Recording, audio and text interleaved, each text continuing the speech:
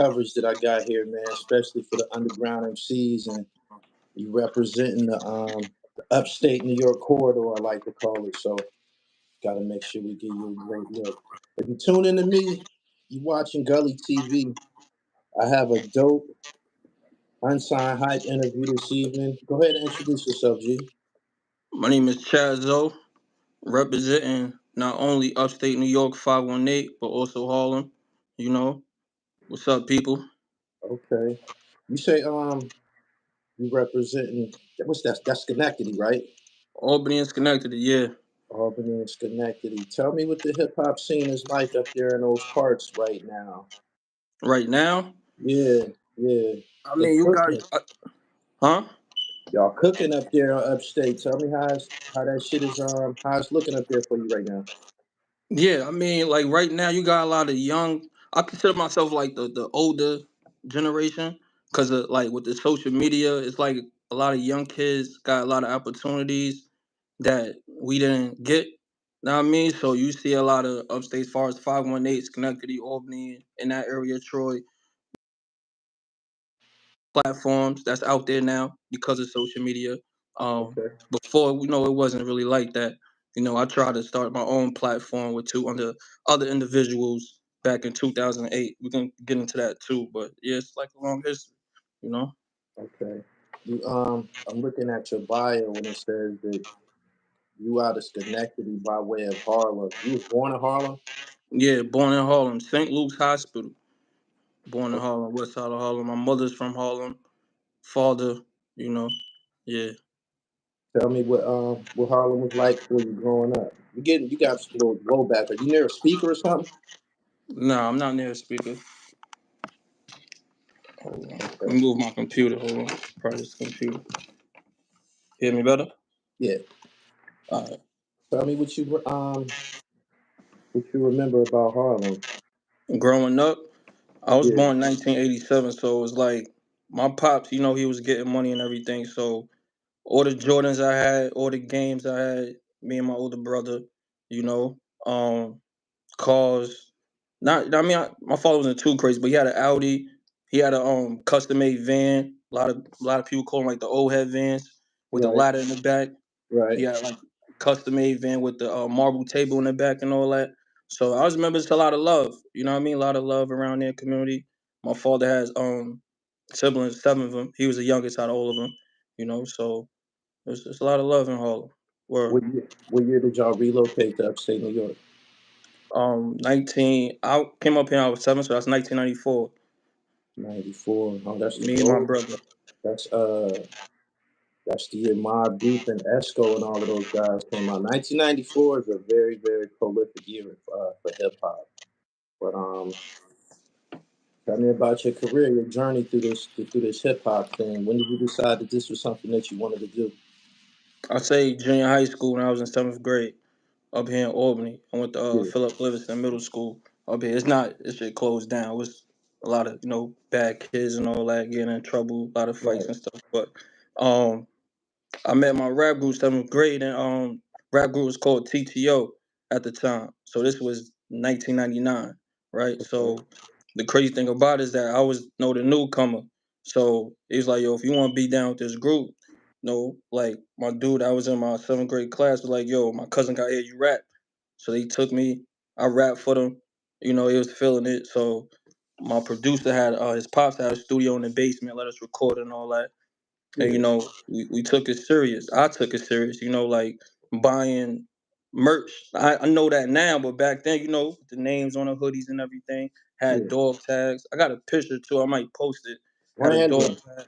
Huh? branding, essentially Yeah, branding yourself. Yeah, yeah, yeah. At the time I didn't know that. You know what I mean? So I say I took it serious in junior high school, so yeah, yeah, high school. I started high school 2001. So my thing was like I used to listen to a lot of interviews back then. So right. I wanted to learn the business. First, yeah, in high school I took business classes. You know, so we were still doing music. That was 2001. I was getting in trouble, stuff like that. Just being a kid, but I wanted to get some couple dollars in my pocket at that time. Right. So I stuck with the music. Know what I mean? And I've been doing it ever since. You know, where first studio I went to was a picture on my Instagram. My first demo I put out because I started my own imprint when I was 17. I was back in 2004. It was called Time Will Tell ENT. You know what I Got it. mean? So I was putting my own money up. Studio I went to had an A and the B room, like official studio, no homemade shit. It was the control room, a board, the booth could fit like half a band. So I'm like, yo, this Right. is crazy. Like I'm a kid, 17. It's the first time I found the studio going through the yellow pages. That's how Okay. like, doing my due diligence back then was yellow pages. So I'm Yeah. flipping through how much I want, how much I want. Back then it was 40 an hour. A lot of kids wasn't trying to put money out, especially 40 an hour back then. So I was the Yeah. one that was getting a couple dollars and was like, yo, I'm gonna do this wherever it takes me. The bad and the good word. But taking business class helped me out, like with the music and applying to music. Because I copyrighted my logo through the U.S. Copyright Office when I was 17 and all that. So, well, Okay.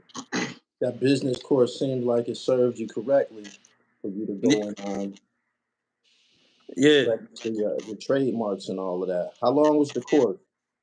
Course, well, it was 1 year. I took business management in ninth grade, right? But I was failing my classes and all that. So 10th grade, I had to double up on my classes. That was 2002, 4 September 2002. So Okay. my thing was like, my mother was finding drugs in my room and all that. So it got to a point where it's like, you go leave or you gonna stay in the crib and do what you supposed to do. So my Right. thing was like, if I was selling, I started selling drugs 2002, right? Not to glorify none, but just letting people know my history. So it's like, should I go on this spot and spend all this money, get in this spot, living here, or get a job and do what I gotta do, save money, be in my mother house. So that's what I wanted doing. But I took accounting in 12th grade. I wanted to stay in the school taking accounting. I said, yo, let me graduate for my grandmoms and my moms and all that. That's my mentality was. So Okay. so it was like a year course. I graduated business endorsement certificate and college credit in business law one. Know what I mean, so that was like 4 year program, you could say. Got Or it. Got it. I was looking at this dope write up that all hip hop shout out to allhiphop.com that allhiphop.com published on you is titled Golden Air Vibe. What who were some of your inspirations to do music since you got this golden air vibe? but you want my top five or just Yeah, you could basically, I was just going off the title from the article, but you can yeah. basically give me some of the people that inspired you to do music.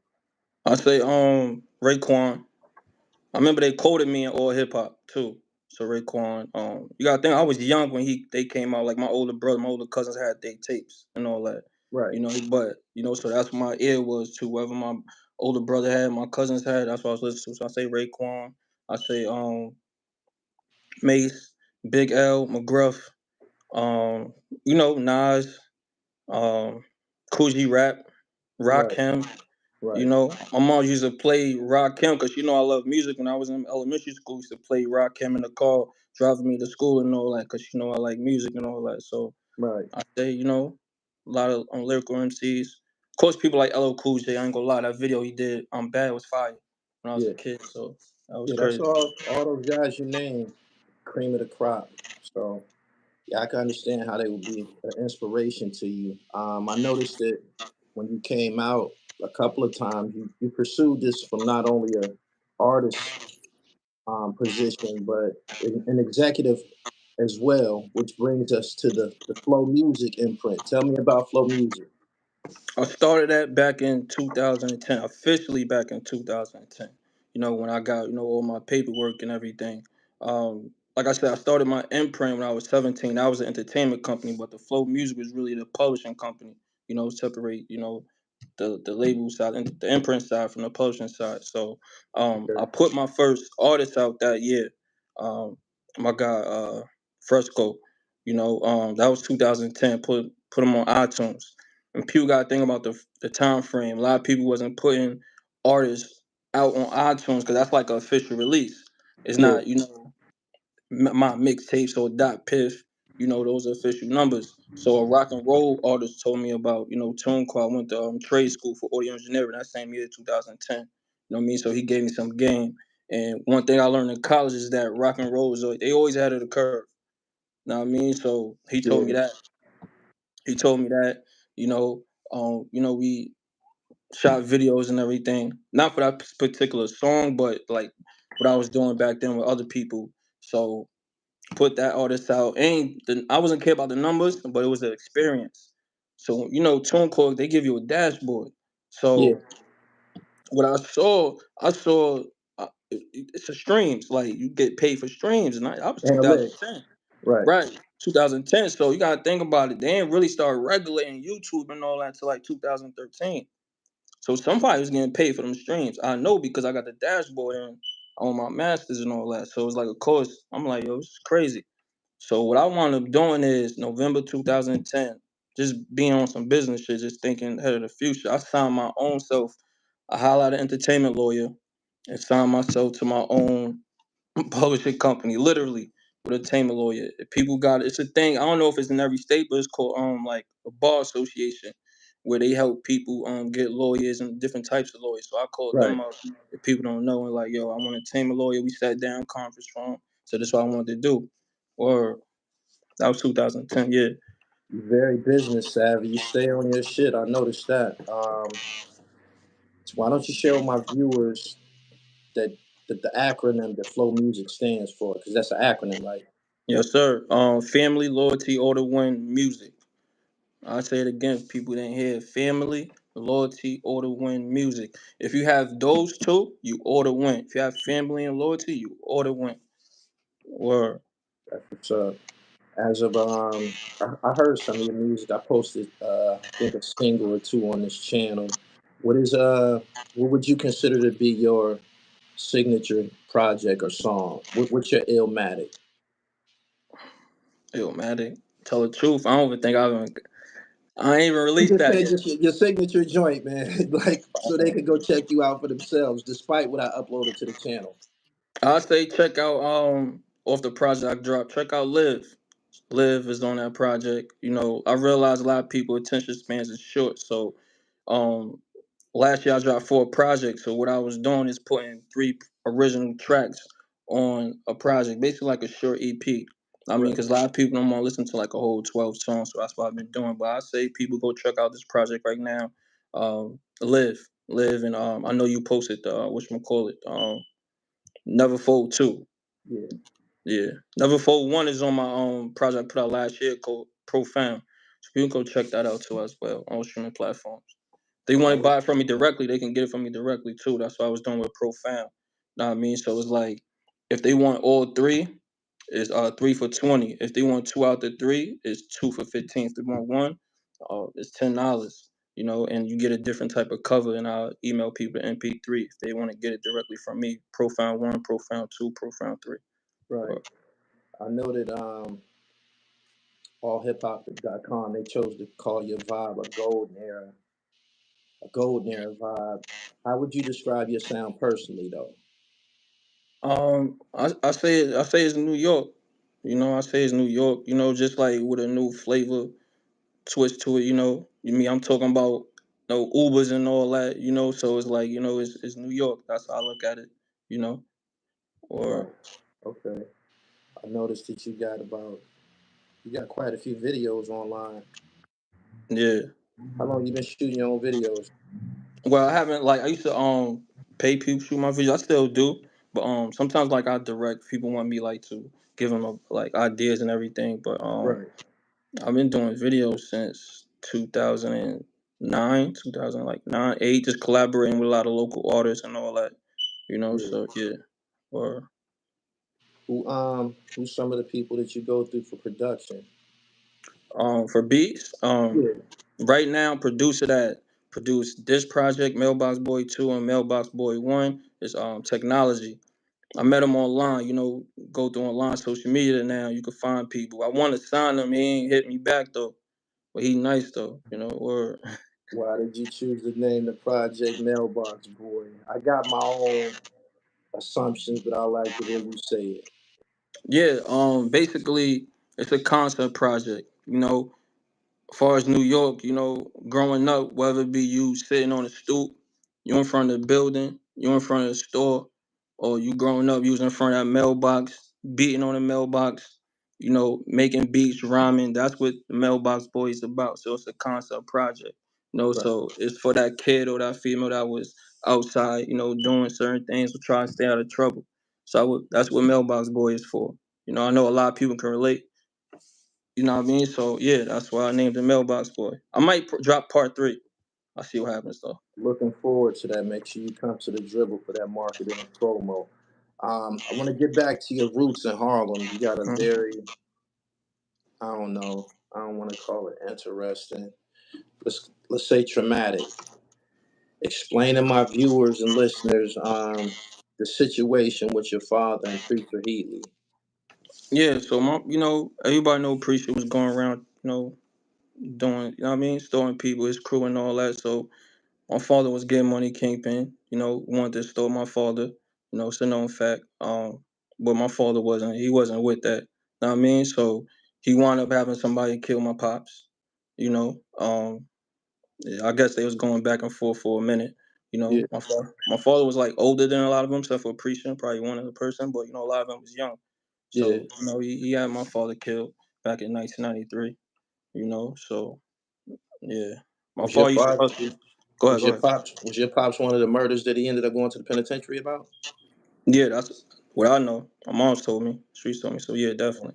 Or When was you old enough to understand exactly who the Black Hand of Death was?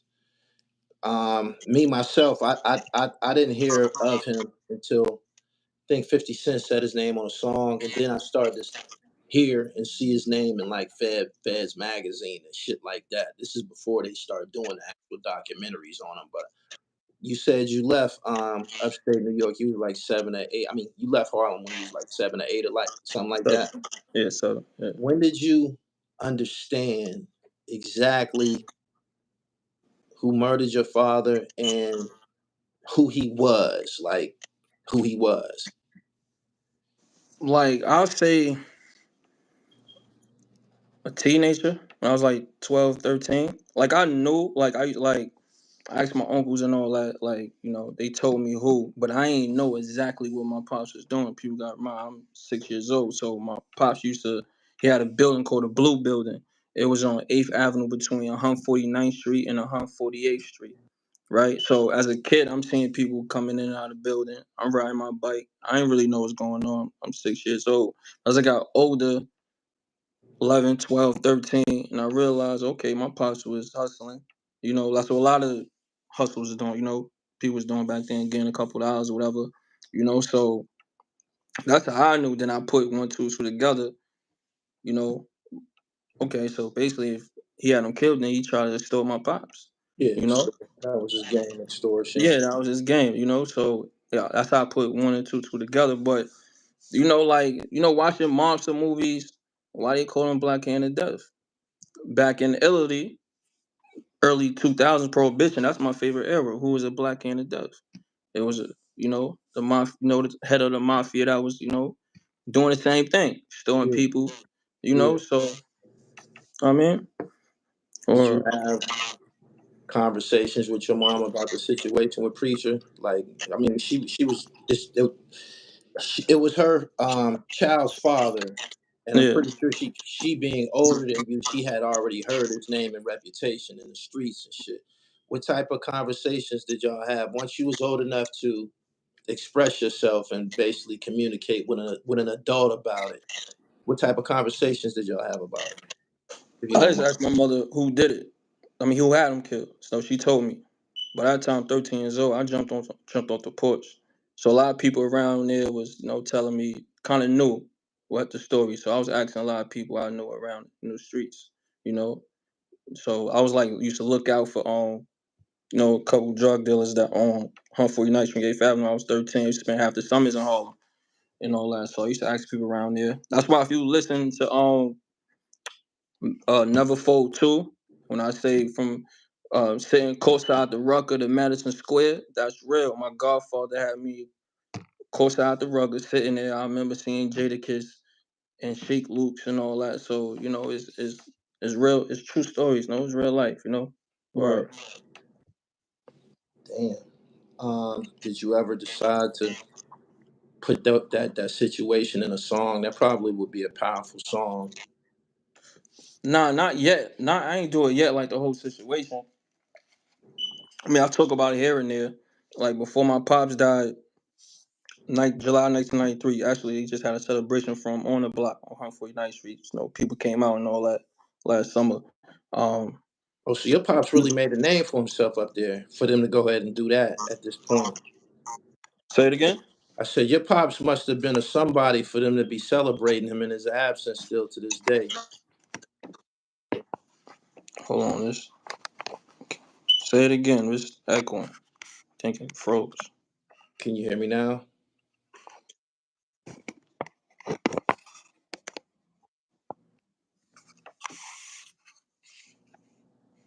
You good? You hear me? You Yeah. froze. I can't like you. Nah, I'm great. I'm great. All right. Hold on.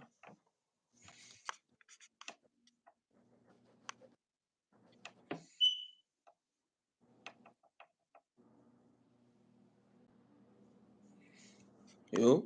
You good? You good? I can hear you wonderfully. All I need you to do is talk. You good? You can hear me? Hold on. Yeah, I can hear you. It's just Just freezing a just little just, bit. just Sound like a continue. Just robot. continue. Don't worry about it. Ask the question again. Oh, okay. I said for them to still be celebrating your pops, that's like 20, 30 years ago. He must have really had an impact up there on that block. Yeah, you know, like the block is like, you know, people show love. You know, it's like it's no animosity with, you know, everybody know each other despite, you know, things that happened that occurred and all that, you know. So yeah, people definitely came out, you know, and showed love last year and everything. I wasn't there. I ain't go. I'm gonna be honest. I ain't go. You know, Right. I stayed out of Harlem for years now, at least like 2012. A lot of things happened with me being out there. You know, I got shot at back in 2011, and I was doing music then too. So you know, or How did you end up getting the attention of allhiphop.com and the source? They both wrote an article on you. say it again. I said, how did you end up getting the attention of allhiphop.com and the source, who also wrote an article about you? Keep it 100. I went through a PR company. I'm gonna keep it 100. Know what I mean, Okay, like that's we're legit. like before, huh? That's legit. Go ahead. You cutting in and out again. I said that's legitimate.